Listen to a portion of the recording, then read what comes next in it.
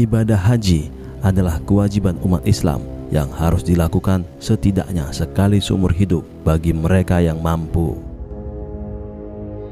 Haji adalah rukun Islam yang terakhir setelah syahadat, sholat, zakat, dan puasa. Muslim yang mampu diwajibkan pergi haji ke tanah suci Mekah. Kemudian, setelah selesai menjalankan ibadah haji, jemaah akan kembali ke tempat asalnya masing-masing.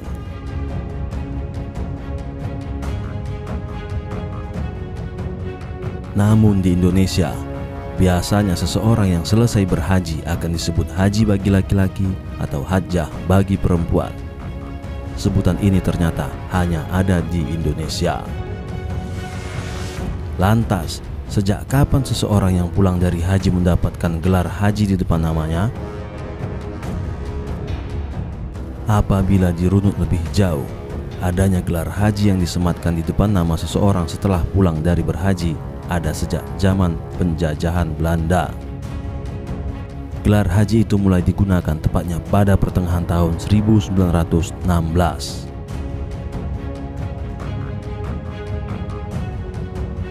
Sejarah gelar haji ini dilatar belakangi oleh gelombang propaganda anti-VOC pada tahun 1670-an. Hal ini terjadi ketika banyak orang meninggalkan pakaian adat Jawa, kemudian menggantinya dengan memakai pakaian khas Arab. Hal ini juga dipengaruhi oleh pemberontakan Pangeran Diponegoro serta Tuanku Imam Bonjol setelah mereka pulang dari menunaikan ibadah haji.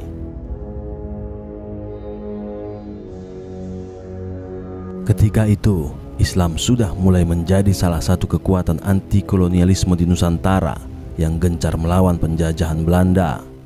Ditambah lagi dengan berdirinya organisasi-organisasi Islam, ini semakin mengkhawatirkan pihak Belanda karena para tokoh organisasi yang kembali dari ibadah haji dianggap sebagai orang suci di Jawa. Oleh karena itu, seseorang yang baru pulang dari berhaji diyakini akan lebih didengarkan pendapatnya oleh masyarakat dan penduduk awam lainnya. Pemerintah Hindia Belanda akhirnya menjalankan politik Islam, yaitu sebuah kebijakan dalam mengelola masalah-masalah Islam di Nusantara pada masa itu.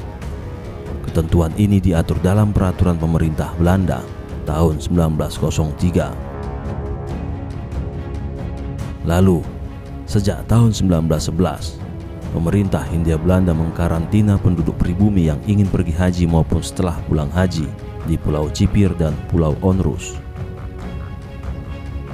Pemerintah Hindia Belanda pun mencatat dengan detail nama-nama dan asal wilayah para jemaah haji itu.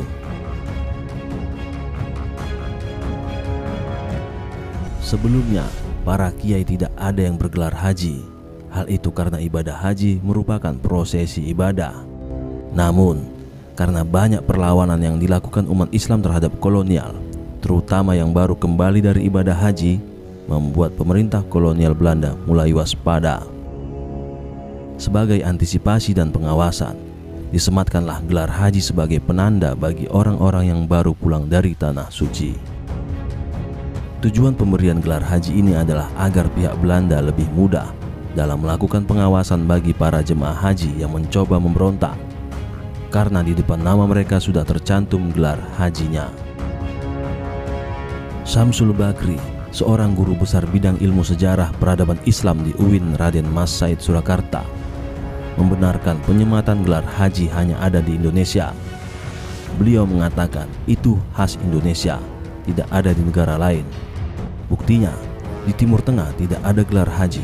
Orang Barat juga tidak bergelar haji walaupun sudah haji. Beliau juga membenarkan bahwasanya asal muasal gelar haji itu dari pemerintah Hindia Belanda. Dahulu, orang-orang pribumi yang menunaikan ibadah haji diduga terpapar paham pan-Islamisme, salah satu paham pemberontak kolonialisme selain komunis. Pan-Islamisme merupakan sebuah ideologi politik yang mengajarkan bahwa umat Islam di seluruh dunia harus bersatu untuk dapat terbebas dari kolonialisme dan imperialisme bangsa Barat. Konsep dasar pan-Islamisme dicetuskan oleh Jamaluddin Al-Afghani pada akhir abad ke-19 Masehi. Paham ini bersumber dari Tanah Suci dan disebar saat orang Muslim melakukan ibadah haji. Dulu, orang berhaji tidak seminggu atau sebulan, bisa sampai bertahun-tahun. Karena di sana mereka sambil belajar ilmu agama, sambil bekerja, dan berbagai macam kegiatan lainnya, sehingga ada interaksi orang yang berhaji dengan orang lain dari berbagai negara. Karena ketakutan pemerintah kolonial atas kuatnya paham pan-Islamisme kala itu, akhirnya mereka menyematkan gelar haji sebagai penanda.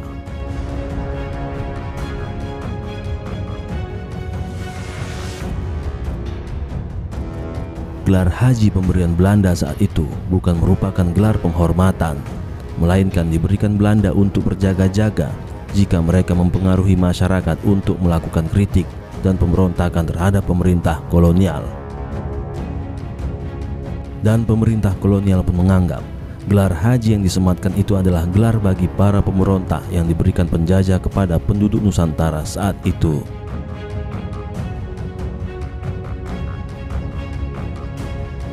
Begitulah asal-usul penyebutan gelar haji di Indonesia. Sejak aturan tersebut, pemerintah kolonial sama sekali tidak mengendurkan pengetatan itu.